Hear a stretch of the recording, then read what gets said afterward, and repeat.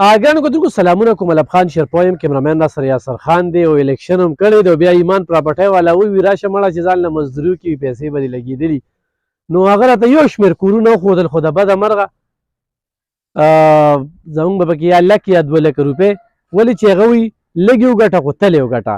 او حقیقت دا دی چې زه تاسو ته کوم کورونه ښیم نو تاسو پې خپله ریټونه اچوئ او دا ځای مطابق ته ګورئ، نو ستاسو پکې پیدا ده.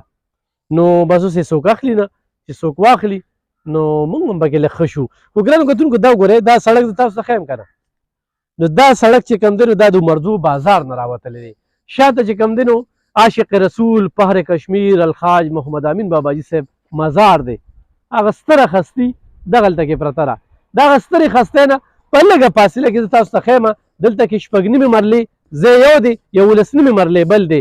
دا یې خپله لار ده. ښه دا زه چې تاسو ته کوم ځای ښیم نو دا یې خپله لار ده، خو په دې لار باندې تاسو خپل دیوال وښئ نو دې سره ستاسو یا د چا کار نشته دی. دا زه تاسو ته د مین سړک نه رالم، او د مین سړک نه چې رالم کوارټر هم پکې جوړولی شي. دې ځای ته راشئ چې د دې ځای نه شروع شوله دا 6 نیمې مرلې بیل پلاټ دی او کچا آبادي ده. ښه آبادي دې ته موږ کچا آبادي وایو، ولې چې لنټري نه شوي. دا پوکن 6 ده، دا پوکن 6 ده. او دا چې کوم دی دا بیا 11 نیمې مرلې دا کور دی. دا کور راته زه ښیم چې دلته کې راشي 11 نیمې مرلې دی، خو دا هغه پاخه 11 نیمې مرلې دی. ښه دې ته وګوره، دې کې دونه زبردست چې کوم دی نو کور جوړېږي، خو یو سړی پکې وایي چېره دې کې. او دا قیمت چې زر د کوم 75 लाख روپۍ رعایت هم پکې کېږي، خو دا صرف د دې ځای قیمت درته ښایي. اوبه پکې شته، هر څه پکې شته. امجد بھائی دلته کې مرله په څو ده چې تاسو څنګه دا دې ځای ذکر وکړو؟ دا پوکن 6 مرلې دا 11 نیمې. السلام علیکم. دلته کې خو مرله چې ده نو 4 لکه 4 نیم لکه 15 لکه روپۍ لکه روډ ته جوخت دی. مین روډ نه دی، داسې شاته نه دی. نو دا ټوټل په باندې 19 مرلې ځای دی، دواړه کورونه. او هغې کې کډ هغې کې هم د خو هغه سره کس شته نه، هغه بند دی. او دا یو هم د ته خو نو کچه کورونه دي. څوک ځان له پکې آبادۍ کوي نو دا موږ داسې ریټ ورته لګولې، مناسب ریټ دی. انشاءالله 75 लाख روپۍ مو دغه کړی، انشاءالله دې کې مو سره رعایت کوو.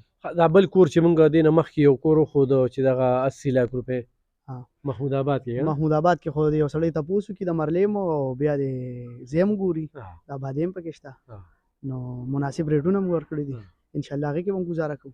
دغه شانتې چې کومه هغه ځمکه چې کومه وه، هغه ځمکه چې سردریاب کې کومه ځمکه ده دغه دې مو ګوري، د اوبو نه هم بچ ده، لکه سیند نه بچ ده، سیند نه لرې ده، سایډ ته د ښه مزېداره ځمکه ده. او بیا 28 लाख او 30 लाख باندې. او دغه کې مو سره ګزاره کوو.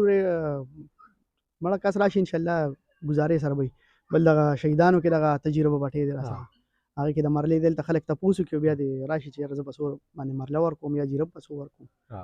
خو دې کې چې 75 लाख دي نو دې کې هم جوړ توړ کېدی شي. دې کې انشاءالله ګزاره به ورسره کوو. ګرانو کتونکو وګورئ، خو یو سړی و چې زه په دې کور کې اوسم نو بلکل په دې کې اوسېدی شي، او که نه یو سړی وایي چې دې کې زه ځان له کوارټرې جوړوم نو په کرۍ یې ورکولی شي. دا ګیټ دی، خو دې ته موږ کچا آبادي وایو. نو دا 75 लाख روپۍ تاسو ته چې کوم دی نو د 19 مرلو دغه آبادي هم ده پې بلکل رابطه کولی شي. او دا ځای چې کوم دی نو تاسو اخیستی شئ، ډېره مننه، خوشحاله اوسئ.